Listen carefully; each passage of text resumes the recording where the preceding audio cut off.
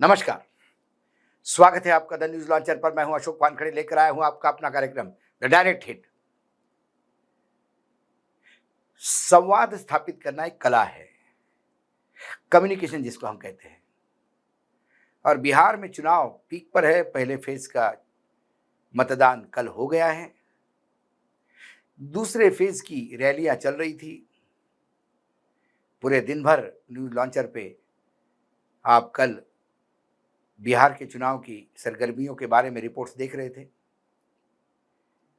लेकिन एक जगह राहुल की रैली हुई और राहुल ने उस रैली में ऐसा कुछ किया कि लगा कि जनता से सीधा डायरेक्ट कनेक्ट हुआ है। कई बार आप मात्र लच्छेदार भाषा से, ऊंची आवाज से और नाटकीय तरीके से बोल के ही लोगों को सुनने के लिए बाध्य नहीं कर सकते। कई बार आप स्टेज पे ऐसा कुछ कर गुजरते हैं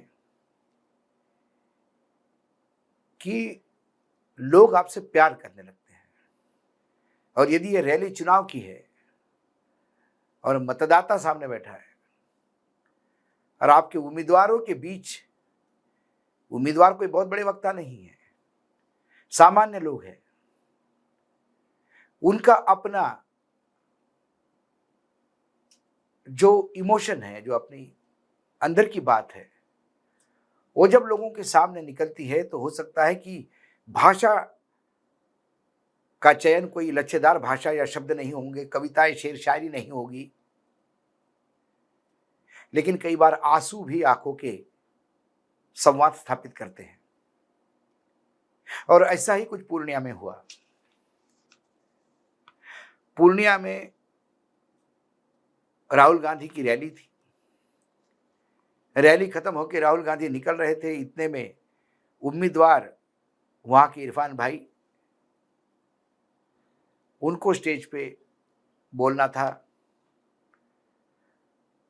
एक सामान्य इंसान जिसका पिता पोस्टमैन है, घर घर में चिट्ठियां बांटता था, उसका बेटा जब विधायक का चुनाव लड़ रहा है कांग्रेस के सिंबल पर, और जब वो अपने हीरो को अपने पास देखता है तो अभिभूत हो जाता है। और उसके बाद उसने जो कहा वो हर मतदाताओं के दिल में उतर गया। और राहुल अपने आप को महिमा मंडित नहीं कर रहे थे, जैसे हम देखते कई नेताओं को, जब उनकी कोई बड़ी बात करते हैं तो वो ऐसे इतराते हैं। राहुल ने वाकई एक अभिभावक की तरह उसको गले लगाया, उसको अपने कंधे पे हाथ रख के अपने पास लेकर उससे संवाद स्थापित करवाया। और उसके बाद जाने लगे तो उनको पता पड़ा कि अरे दूसरे भी एक उम्मीदवार है, उसको भी साथ में लेके आए। उसने भी अपनी लोकल डिलेक्ट में जितना बोलना था बोला। लेकिन कई बार हम कहते हैं कि डायरेक्ट हिट किया है, ये बोल के, ये इशू निकाल के, ये इशू निकाल के। लेकिन एक विधायक क्या करोगे आप? राहुल पूछते उसको, क्या करोगे? चलो बताओ जनता को आज, यदि विधायक बन गए तो सबसे पहला काम क्या करोगे? क्या नहीं करोगे ये भी बताओ। और वो मासूम दोनों व्यक्ति, मैं मासूम इसलिए कहता हूं कि वाकई बड़े हम्बल बैकग्राउंड से आते हैं, वो मासूम व्यक्ति कसमें खाते हैं कि ईमानदारी से काम करूंगा साहब, और जहां मेरे मतदाता, मेरे कॉन्स्टिट्यूंसी के गरीब, पिछड़े, वंचित को जरूरत होगी, मैं उनके लिए पहाड़ से भी टकराऊंगा। मैं जितना बताऊंगा इतना इंपैक्ट नहीं होगा। डायरेक्ट हिट कैसा होता है, ये डायरेक्ट हिट किसी बीजेपी को नहीं, एनडीए को नहीं, ये आपको दिल को कैसा हिट होता है। थोड़ा लंबा वीडियो है लेकिन देख लीजिएगा, यह है वो वीडियो। इतना बड़ा मंच में बोलने का मौका मिला है जो आज तक सर को पता नहीं होगा कि सर किसको टिकट दिए हैं, शायद ये पता नहीं होगा। सर मैं आपको जानना चाहता हूं, क्योंकि आप पहले बोल चुके, आपके बाद ज़्यादा टाइम हम नहीं दे सकेंगे, नहीं बोलेंगे सर, क्योंकि आप एक इस कस्बा नगर परिषद में एक डाकिया के बेटा को चिट्ठी बांटने वाले के बेटा को, पोस्टमैन का बेटा को आपने टिकट दिया। बहुत बहुत धन्यवाद राहुल जी। सर जब हम माई भान योजना में जब हम काम करते थे सर, तो हमको जो सबको लोग, हमारे जितना शुभ चिंतक है सर, हमको सबको आके बोलते थे आप ये क्या कांग्रेस में काम कर रहे हैं, आपको जो है लोग बोल रहा है कि मेरा ही काम कर रहा है। हमने उसको बोला कि हमारे राहुल सर का बयान है, बिहार का प्रभारी कृष्णा अल्लावरू का बयान है कि हमको बिहार में रेस का घोड़ा चाहिए, बारात का घोड़ा का जरूरत नहीं है। राहुल गांधी जिंदाबाद। मैं उन लोगों को बहुत समझाने का प्रयास किया, और प्रयास करके मैंने अपना माई बहनमान योजना, हर घर झंडा अधिकार योजना, हर घर अधिकार योजना, सब में एक काम करना स्टार्ट किया, क्योंकि यही सोच के स्टार्ट किया कि हम लोग का हदीस से, कुरान से साबित है सर कि जो किसान का खेत में मजदूरी करता है, उसका मजदूरी करने के बाद पसीना नहीं सूखे, उसको मजदूरी मिले, इसी यकीन के साथ भगवान और खुदा पर भरोसा करके मैंने काम किया सर। आज एक डाकिया के बेटा को, पोस्टमैन के बेटा को टिकट दे के सर, आप इसका विधानसभा का तमाम जनता की तरफ से, नौजवान साथी की तरफ से मैं आपका पैर तो नहीं पैर तो नहीं छुइए। देखिए आप पोस्टमैन के बेटे हो, और आपके पिता ने पूरी जिंदगी मेहनत की, और अब आप यहां के एमएलए बनने जा रहे हो, और जब आप एमएलए बनोगे तो आपको अपने पहले जनता के बारे में सोचना है।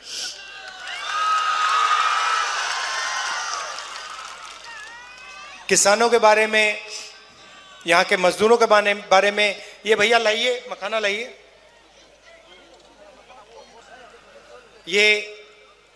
ये यहाँ की मेहनत है, ये मेहनत का फल है, मगर इसके लिए जो ये काम करते हैं उनको इसका फायदा नहीं मिलता। ये अमेरिका में बहुत महंगा बिकता है, मगर जो काम बिहार में इसके लिए लोग करते हैं, तालाब में जाके बीमार होके, उनको इसके लिए पैसा नहीं मिलता। और आपकी जिम्मेदारी होगी कि उनको इसका पूरा का पूरा फायदा, इसका पैसा मिले। और आप देखना ये जो लोग हैं, ये आपको अब विधानसभा में पहुंचाएंगे सर। धन्यवाद सर 15 तारीख को सर मोदी जी का यहाँ प्रोग्राम था, एयरपोर्ट उद्घाटन था सर। हम 14 तारीख को 11 बजे फेसबुक लाइव आए थे सर। हम यही मखाना और जो है मक्का और बिहार को विशेष राज्य का दर्जा और किसान के लिए हाई डैम की व्यवस्था सर, उसी में हम 11 बजे लाइव आए थे। 15 तारीख को हमको 10 बजे वही लाइव के माध्यम से हमको सर नज़रबंद प्रशासन कर लिया। जब तक मोदी जी का प्रोग्राम खत्म नहीं हुआ सर, हमको नज़रबंद करके जो है 9 घंटा सर रखा। उस समय आधा घंटा के अंदर सर मोटा मोटी 15-20 हजार लोग थाने पहुंच गए थे सर। यही मखाना को लेके सर हम बात किए थे सर, लोगों का मुद्दा के लेकर। राहुल गांधी जिंदाबाद। ये सब चीजें जो है ना, ये सब चीजें जनता को मालूम है, सब कुछ मालूम है। नरेंद्र मोदी क्या है, सब कुछ मालूम है जनता को। ठीक है, शाबाश। राहुल गांधी जिंदाबाद। राहुल गांधी जिंदाबाद। आभार आदरणीय जननायक राहुल गांधी जी का जो पूर्णिया में आगमन हुआ है, पूर्णिया के धरती कस्बा और पूर्णिया के लिए हम बहुत बहुत आभार करते हैं और धन्यवाद देते हैं, और सब लोगों से आग्रह करते हैं कि हाथ छाप पे वोट दे करके और दोनों इरफान भाई और मेरे जैसे लोगों को यदि सिंबल मिला है तो हम लोगों का कोई ऊपर में जो कहते हैं गॉड फादर, राजनीति में कोई ऊपर बाप दादा, हम लोगों का कोई गॉड फादर नहीं था, MP MLA नहीं था। आज जननायक राहुल गांधी जी का देन है कि हम लोगों को सिंबल दिया गया है। तो आप लोगों से आग्रह करेंगे कि एक बार आप लोग जरूर आशीर्वाद देने का काम करेंगे। बहुत बहुत धन्यवाद, बहुत बहुत आभार। भैया आशीर्वाद तो मिलेगा, मगर एक बात आप यहां की जनता को बताइए। पहली बात, सबसे पहला और सबसे जरूरी, जब आप MLA बनेंगे, सबसे पहला और सबसे जरूरी काम आपका क्या होगा? आप जनता के लिए सबसे पहले क्या करोगे और सबसे जरूरी काम जो आप सबसे पहले सर, मैं जो बेटे के रूप में और भाई के रूप में विश्वास में खड़ा उतरने का काम करूंगा। हर गरीब और हर भाई का जो घर परिवार को जो समस्या होगा उस पे मैं खड़ा रहने का काम करूंगा, उनके विश्वास पे खड़ा रहने का काम करूंगा सर। अच्छा, और दूसरी बात, ऐसा कोई काम जो आप कभी नहीं करोगे? मैं क्या आप कभी नहीं करने वाले? चाहे कुछ भी हो जाए, वो आप कभी नहीं करोगे? मैं झूठ नहीं बोलने वाला हूं, ईमानदारी के रास्ते पे चलूंगा सर। भगवान की सौगंध कहता हूं, और गरीब के लिए मैं किसी भी पत्थर से टकरा, किसी भी चट्टान से टकराने के लिए तैयार रहूंगा। गरीब का हमारा मान सम्मान पे, हमारे भाई बहन पे यदि मान सम्मान पे ठेस पहुंचेगा तो किसी भी चट्टान से हम टकराने का काम करेंगे। धन्यवाद। देखा आपने, जो मैंने कहा कि संवाद स्थापित कैसा होता है, वो वीडियो देखने के बाद कई समय तक वो मेरे कानों में गूंजता रहा। इसी चुनाव में हमने लच्छेदार भाषण सुने, ललकारते हुए लोग सुने, गाली देते हुए लोग सुने, भाषा की मर्यादा तोड़ते हुए लोग सुने, झूठ परोसते हुए लोग सुने, 20 साल पहले के सरकारों पे ठीकरा पोड़ते हुए लोग सुने, भविष्य का लॉलीपॉप देते हुए लोग सुने, विपक्ष को गाली देने वाले नेता सुने। लेकिन ऐसा इमोशनल संवाद स्थापित करने वाला शायद पहली बार मैंने देखा इस बिहार के चुनाव में। इसलिए मैं ये आपके सामने लेके आया। आज डायरेक्ट हिट में इतना ही। कल फिर आता हूं किसी विषय के साथ। तब तक के लिए नमस्कार। देखते रहिएगा न्यूज लॉन्चर।